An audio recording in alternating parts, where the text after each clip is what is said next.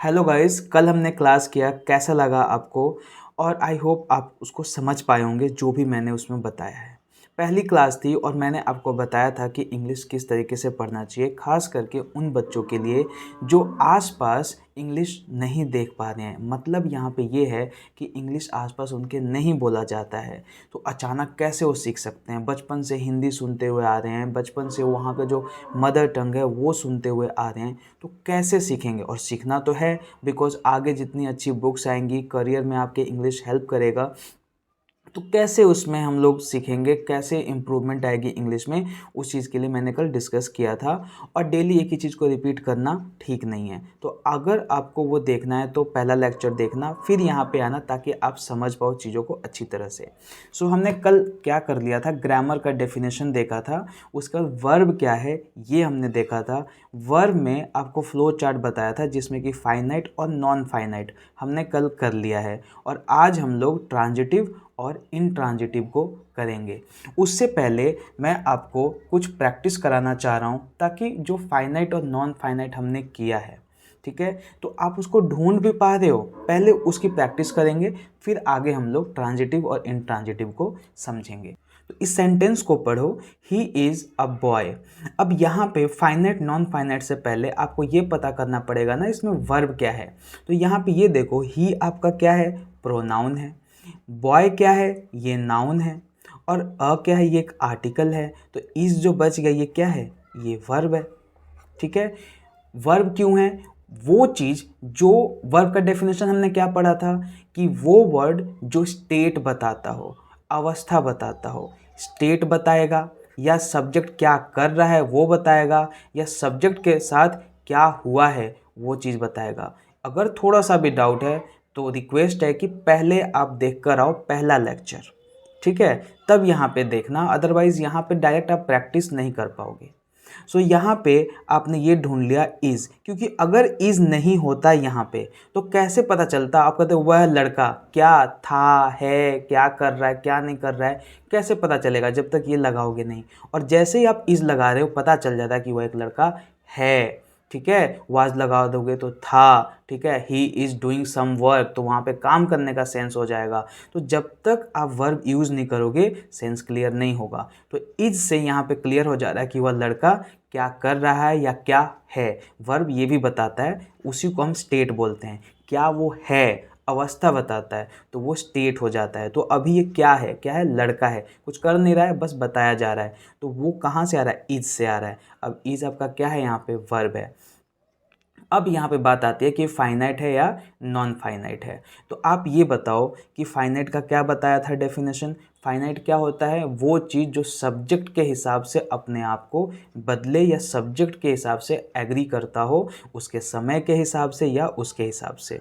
तो यहाँ पे ही के साथ ये करेगा ना, ही सिंगुलर है इसीलिए इज आया। मान लो ही के जगह पे मैं दे कर दूं, ठीक है, तो दे आर बॉयज़ हो जाएगा, है ना। तो यहाँ पे डिपेंड करता है कि सब्जेक्ट क्या है, और इसके अनुसार ये इज़ जो है यहाँ बदलेगा। इसीलिए यहाँ पे इज़ क्या है? फाइनाइट है। ठीक है, नेक्स्ट देखते हैं। नेक्स्ट देखो, एक मिनट डिलीट कर देता हूँ। नेक्स्ट देखो, he is going to Delhi. अब यहाँ पे आप यहाँ पे सर्कल मार के यहाँ लिख सकते हो कि ये क्या है? फाइनाइट है। ठीक है, अब यहाँ पे देखो, he is going to Delhi. अब इस सेंटेंस में आप ये देखो इज़, अगेन यहाँ पे इज़ क्या होगा? चेंज होगा इसके हिसाब से। तो ये आपका क्या हो जाएगा? फाइनाइट। और ये क्या हो जाएगा? Non finite. यहाँ पे थर्ड देखो, they are always scolded by the teacher.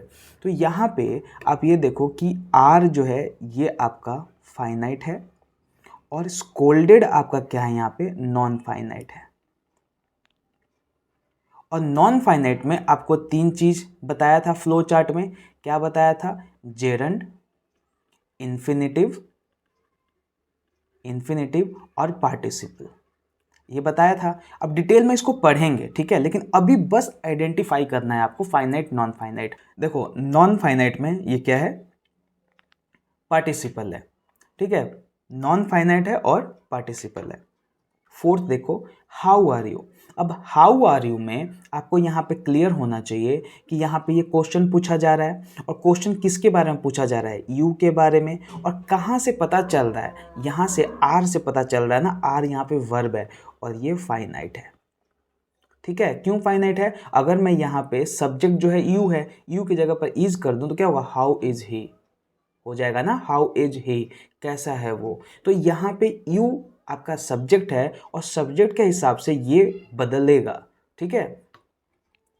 Fifth question देखो, I want to success in my life. यहाँ पे वॉन्ट देखो ये आपका फाइनाइट है, want to success in my life, तो यहाँ पे वॉन्ट आपका क्या हो गया, फाइनाइट वर्ब हो गया। सिक्स देखो, इंडिया इज इनक्रेडिबल। अब यहाँ पे इज जो है आपका ये क्या है, फाइनाइट है। अवस्था बता रहा है, स्टेट बता रहा है, इंडिया कैसा, इनक्रेडिबल है, अतुल्य है।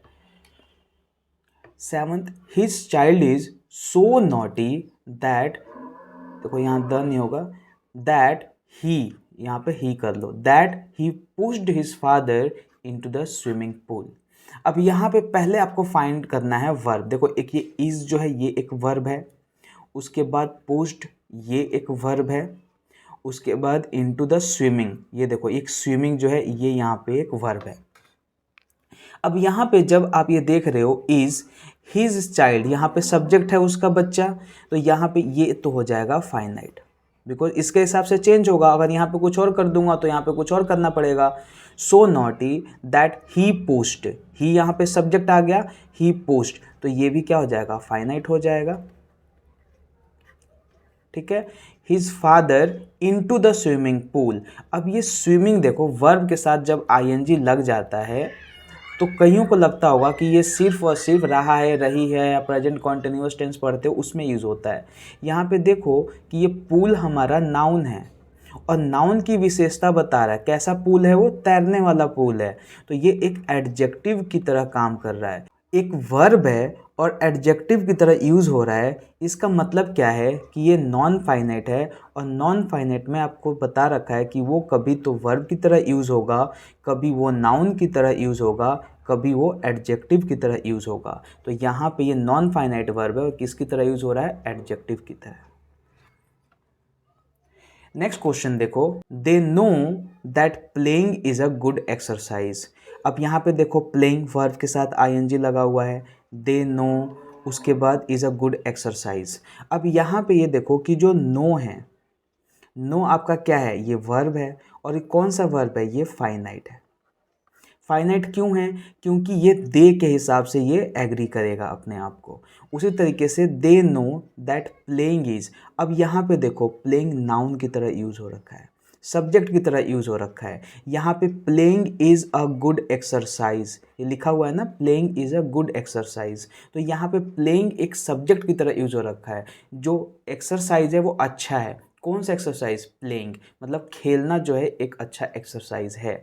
तो यहाँ पे खेलना, कभी आपने सुना होगा कि प्लेइंग का रहा है रही में, जैसे आई एम प्लेइंग, तो मैं खेल रहा हूँ होगा, लेकिन यहाँ पे क्या रहा हूँ कहोगे कि रहा हूँ अच्छा खेल रहा हूँ एक अच्छा एक्सरसाइज है, गलत हो जाएगा। यहाँ पे क्या बोलना पड़ेगा, खेलना एक अच्छा एक्सरसाइज है। तो देखो वर्ब आईएनजी जब नाउन की तरह होगा तो क्या सेंस देगा, खेलना का। किसका सेंस दे देगा, खेलना का, कि खेलना जो है एक अच्छा एक्सरसाइज है। तो यहाँ पे नाउन की तरह यूज़ हो रहा है, और जब कोई वर्ब नाउन की तरह यूज़ हो रहा है तो उसको हम क्या बोलते हैं, नॉन फाइनाइट। तो ये आपका ये आपका क्या है, नॉन फाइनाइट है, और नो यहाँ पे फाइनाइट है। नाइन्थ देखो, reading a book is my habit. Again reading a book, किताब को पढ़ना, ना का सेंस आ गया, पढ़ना, रहा है का नहीं आ रहा है, किताब को पढ़ना, तो ये नाउन की तरह यूज़ हो रखा है। और नाउन की तरह कोई वर्ब यूज़ हो जाए तो वो क्या है, नॉन फाइनाइट, और इज़ यहाँ पे क्या है, ये फाइनाइट है। Reading a book is my habit. 10th देखो, हे डू यू लव मी। अब यहाँ पे लव जो है आपका यहाँ पे वर्ब है, और ये डिपेंड करेगा कि सब्जेक्ट कैसा है। प्रेजेंट में पूछ रहा है, पास्ट में पूछ रहा है, पास्ट होगा तो लव्ड हो जाएगा, प्रेजेंट है तो लव है, ये चेंज होगा, इसीलिए क्या है, फाइनाइट है। समझ आ रहा है? तो ये हमने प्रैक्टिस किया, हमने पता किया कि फाइनाइट और नॉन फाइनाइट क्या होता है। स्टिल आपको डाउट है तो आपके पास ग्रुप का लिंक है डिस्क्रिप्शन में, आप जाओ व्हाट्सएप ज्वाइन करो और पूछो कि सर ये तो मुझे हवा में उड़ गया, मुझे पता ही नहीं चला ये क्यों हो रहा है, कैसे हो रहा है, आप वहाँ पे डिस्कस कर सकते हो।